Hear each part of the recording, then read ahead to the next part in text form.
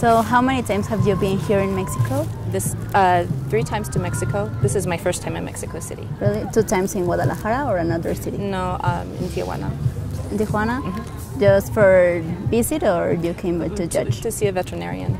A veterinarian, really? Mm-hmm. Okay. How many times do you have racing bulldogs? We know you are a breeder. Mm-hmm. I'm having my 21st litter in 2 weeks. In 2 weeks. Mm-hmm. Okay. 13 years ago was my first litter.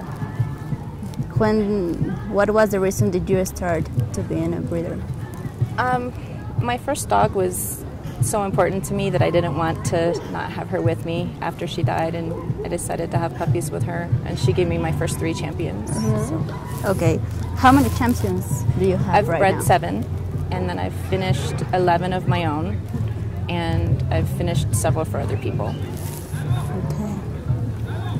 The dogs that you show in the competition are the ones you bred, or you have bought some of them? Most are the dogs that I breed. I like to show in the bred by exhibitor competition, which carries a little more prestige or honor in the United States.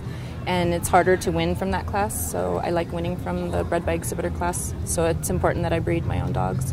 But sometimes I'll take other dogs for other people if I think they're good dogs. What do you think are the basis for a good breeding?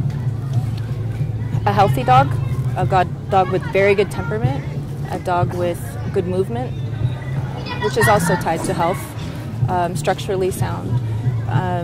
Also the pedigree, the dogs that are behind the dog. You know, what's there, what can you bring out in your breeding program. If you breed to the right male, you can bring things out behind your female and move forward with a strong breeding program. Good pedigrees are really important. Good females that you start with are very important.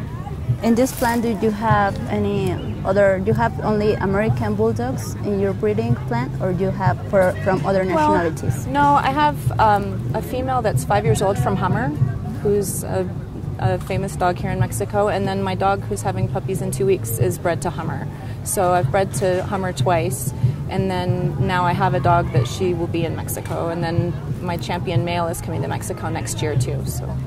It's the only one dog that you have in Mexico, or some other people have dogs from your breed? No, there'll be dogs that I own. There'll be dogs that are down here with people that I know. We know that you judge the specialized in Guadalajara. Yes. Which would you tell us which is the level for Mexican Bulldogs? I was incredibly impressed with the males. Our females in the United States are very strong, and the females here are also very strong. They were similar. But the males here, there were so many places you could go that there were very good males that you almost couldn't go wrong no matter where you went. You had many males to choose from that were all very good. In the United States in a show, there would be maybe 1, 2, 3 good males. Here there were maybe 10 that I was really impressed with. But the females, I think, are even better than the males. Here in Mexico? Both in Mexico and United States. Really? Okay. Do you have any favorite Mexican Bulldog by now? Yes. I fell in love today with a dog from the open class, the last class. And he was in the winner's class. He won the open class. And I don't even know who the dog is. He's out of Mateo. And I have to find the breeder the owner, because I want to talk to him about the dog. I want to go over the dog. Okay. I really loved the dog. I really loved him. And then I love Diana and Capri. Capri is my favorite.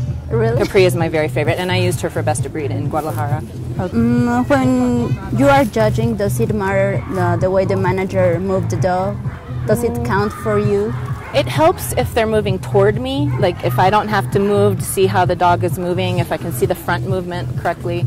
But I can see past the handler to the dog. Okay. I know enough about the dog and structural movement and things like that I can't mark a dog down because of bad handling. And there was a lot of bad handling. A lot. Do you notice a difference between the managers at the United States and in Mexico? The technique maybe? Not a whole lot, no. I think here they handle more dogs per show. Like they have a handoff, another dog, another dog. In the United States, we only take a few dogs and handle those dogs each show. But I think the dogs are treated similarly, I think.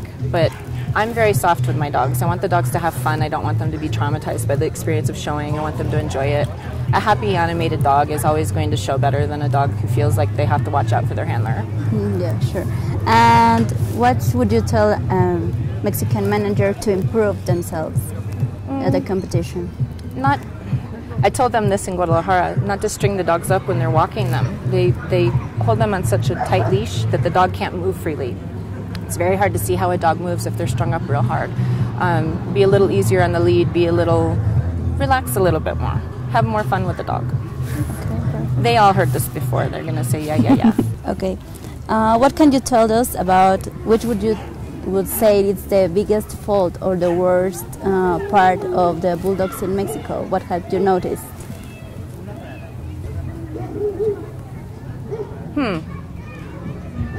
I think it's the same problem that's in the United States. I think some of the dogs are very poor movers. They have unsound front movement. The feet. I will say that the feet in Mexico, the puppies that are raised on the raised puppy pens have crazy feet. Okay. And that affects the ankles, the shoulders, the elbows, the back. It affects all the movement in the dog. It's very important to have correct tight feet so that the dog can move properly. A lot of the dogs with the big splayed feet can't ever have a chance of moving properly. Okay. That's the one thing. Yes, you're right. There's one thing. Just one thing. But it's, you noticed right now? Yep. Okay. Perfect. No, I noticed it in Guadalajara. And I have a dog that I just got in the United States that has the same problem, and he was raised the same way in the raised puppy pens on the wire. And he has to, as a puppy, he was grabbing a hold of the wires to walk, and it made his feet bad. So we're having to work with that and try and correct it as an adult, and that's very difficult. Okay, perfect. It's hard for the dog. You know, the dog can't move right. You can't see what the dog can do. Okay. So finally, what can you tell us about your visit here to Mexico? Oh, every time I come, people are so nice, so friendly, so welcoming, and I love the dogs here. The dogs here are very, very strong, and I was happily surprised in Guadalajara to see how strong the dogs were and how many dogs were at the specialty, because in the United States our shows are getting smaller and smaller and smaller, and it seems like here in Mexico the shows are growing and everybody's very nice to each other.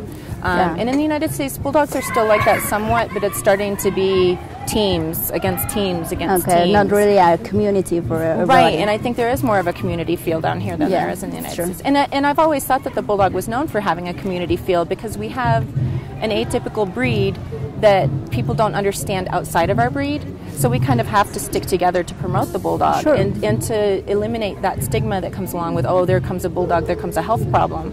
It shouldn't be like that. It doesn't need to be like that. And I hope moving forward that we can eliminate that somewhat, not only in the United States, but also in Mexico. Okay, perfect. Thank you very much. Thank you so much.